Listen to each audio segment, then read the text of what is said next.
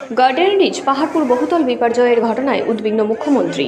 ঘন জনবসতিপূর্ণ এলাকা, বছরের পর বছর ধরে এখানে বেআইনি নির্মাণ চলছে বলেই জানাচ্ছেন মুখ্যমন্ত্রী। এই দিন সকাল 9টা থেকে 10টা মাথায় ব্যান্ডেজ নিয়ে দুর্ঘটনাস্থলে যান মমতা বন্দ্যোপাধ্যায়।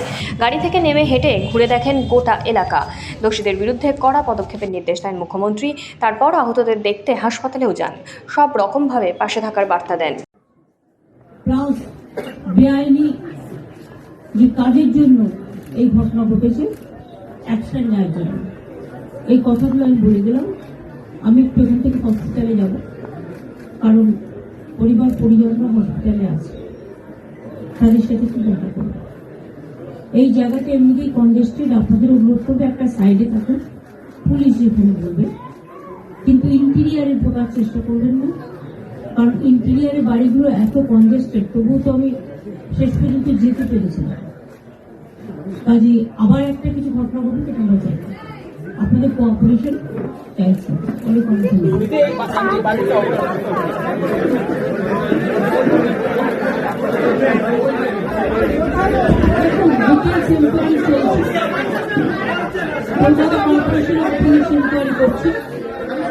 আমাদের প্রাথমিক তদন্তের যা আমাদের সামনে এসছে সেটা আপনাদের কাছে আমি বললাম।